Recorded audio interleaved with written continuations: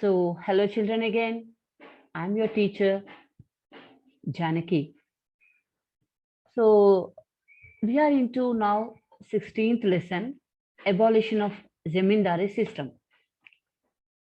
You have learnt about Zamindars and Zamindari system in the earlier lessons. Of course, you know much about Zamindari system. You might have seen it in the movies, Telugu or Hindi or anywhere else. So, you might have heard about it or read about it in the books also, other books also. So Jamindari system, all these things were prevalent before the independence. So before the independence, what were these jamindars doing in India? Jamindars were the people who collected taxes from the farmers in the rural area and they remitted that amount. Taking some amount for themselves, they have remitted the other amount, remaining amount to the British government officials. So, Jamindars were the people who collected taxes from us, our people, Indian people, and remitted that amount to the British people. So, Jamindar people were not uh, they did not take farmers into their confidence because farmers did not believe them, farmers did not respected them or loved them because they were more feared. I mean, people were people were afraid of jamindars rather than loving them.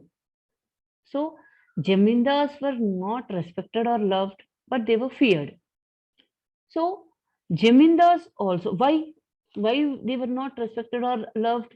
Because Jamindars did not make any effort for the farmers to prosper or develop. For farmers, development was the not main aim of the Jamindars. They did not, they only aspired for becoming more rich and richer by collecting more taxes from the farmers and taking the um, making the advantage of the authority given to them by the British government. See, British government has given them the authority to collect taxes, only collecting taxes. But these people, what did they do? They felt like Rajas or Maharajas of that area, those villages, and they subjected their people to cruelty also at some times. So people were more feared. And of course, there were some jamindars who were very kind and very generous, and they took very good care of their people. But only a few of them did that. Many of the jamindars were not kind and not generous. They only collected taxes even when the crops were not good, even when the crops failed, even when the farmers were poor, they did collect the taxes forcefully from the farmers. So they did not gain much respect from the farmers. And also, farmers were very poor at that time because they were they did have to pay more taxes than they earned. So people were very much poor at the time of before independence, at the time of Jamindari system, they were very much poor. And the main cause you can say was the tax system, of course. So people who ruled the India did not want us or did not want our country people to develop. They only wanted their trade to be developed, their interest to be interest to be taken care of. So they did not want any development for the people of India. That's why At the time of independence, there were at least, about 33 crore people in India, but 55% of them, that is 18.6 crore people, were around very, very, very, very poor, more than the half of the rural population, because they did not have the access to any resources like land. People, see, for collecting taxes, what the Jamindars did, they have taken away the lands from the people as part of taxes or as part of loans given to them for paying taxes. So people did not have any resources like land, nor did they have any education which could help them get some gainful employment. Or, in fact, opportunities for employment were very few. There were no industries at all. Even though there were some industries, they were all meant to give employment to the Britishers who were settled here in our country. In fact, the only development, the only employment open to them was the extremely low paid agricultural laborers. People worked as agricultural laborers and got employment and got very much low payment. A very large proportion of the peasants means farmers, a very large proportion of farmers were landless. Some of them leased in lands belonging to landlords to whom they had to pay rent and do forced labor. That is, some of the farmers, they took the lands from the jamindars on rent, for rent, and they had to pay rent for the land and do forced labor. They had to pay rent and also forced labor. That is, the lands were jamindars. Lands were in the name of jamindar. These people took for rent those lands, but they had to do forced labor in their land only. That is taken for rent. They did not get any salary. They did not get any part of the crop which was grown in the land. So everything was with the jamindars. They only did have to pay rent, pay taxes. They had to forcibly work under the jamindars. See how miserable that condition would be. Hunger constantly haunted them, and famines and epidemics were frequent and devastating. Hunger. Hunger means lack of food. The condition with lack of food, with hunger, many people died due to lack of food. And famines. Famines means, uh, which is called in Telugu Karuvu. Karuvu means there was no rainy season for longer periods of duration, that is longer years. For longer years, there were no rains at all. So epidemics means, now you can see corona is an epidemic. Like that only, there were many epidemics which plagued Indian people, like plague, cholera, and masuchi. Epidemics like this were very frequent and devastating. People were very much devastated. That is, they were ruined. Their life was ruined because of these epidemics. So, the condition was very poor and miserable for the farmers in the rural areas.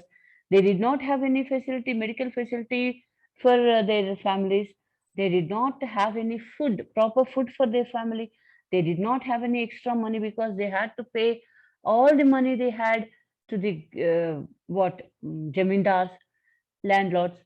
So it was very much miserable condition. So people were very much crying always. At the time of independence, it was widely agreed that in order to end rural poverty, it was most important to give the poor access to the land for cultivation. Poor. For poor people, if you give access for land, okay, for cultivation, they will do some cultivation, they will do agriculture, they will earn something for themselves, and they can feed their family, they can take some money into their hands, and their living conditions will be proper, at least better. So that was the aim of the government of India at the time of independence. When immediately independence came to our India, we got independence. Government of India started thinking about poor people, how to eliminate or alleviate the poverty among the poor people in rural areas. So after they did some conduct some surveys, they have got to know that people were very much poor due to some reasons. One of the reasons is Zamindari system, which was still existing even after the British people went away. So this could only be done by ending the Zamindari system or landlordism.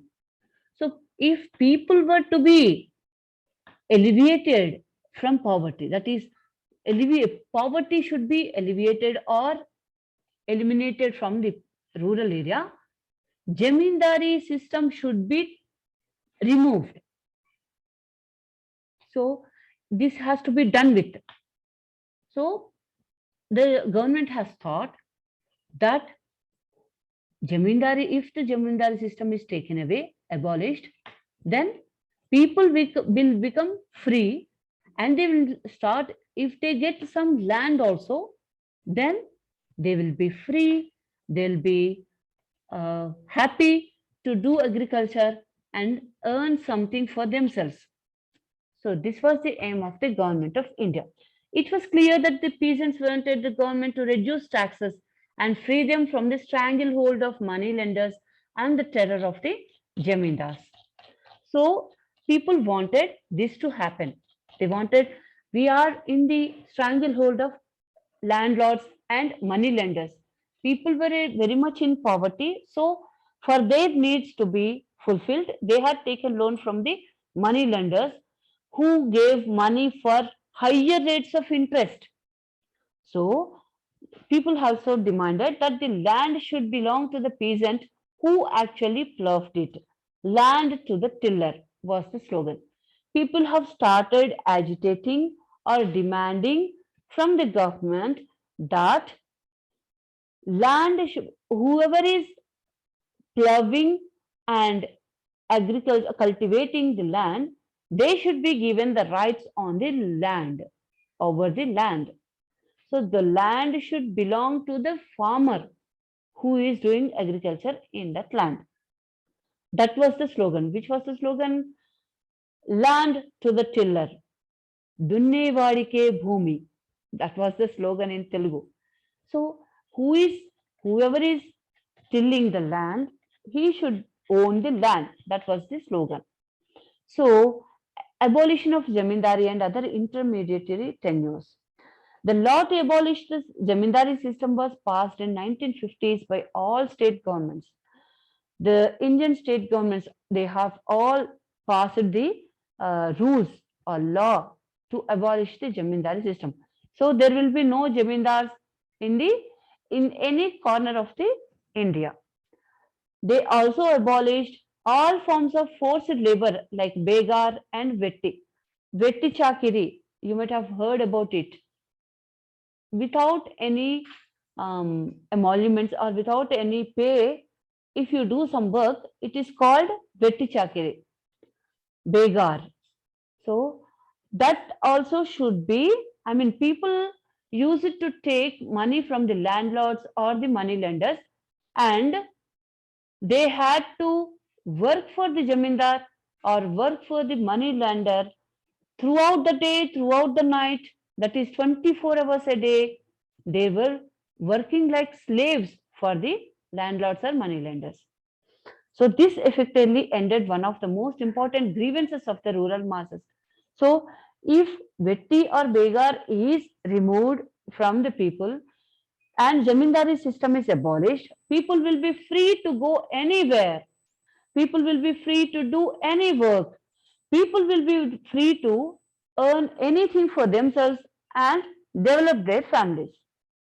So people were demanding this, and government had also done this only. So three types of control of the landlords were identified. Firstly, collection of land revenue. Land revenue means that is which is related with taxes. Land revenue means taxes. And secondly, zamindars were having control over cultivated land. So this also should be taken away. And this was further subdivided into those cultivated by recognized tenants and those lands which were under the direct cultivation of the zamindars. So second one is this one, cultivation of land. And thirdly, control over forests and wastelands. So forests and wastelands were also under the control of zamindars, who took all the resources which were coming from the forest. They also took the resources, and they often sold them and made money.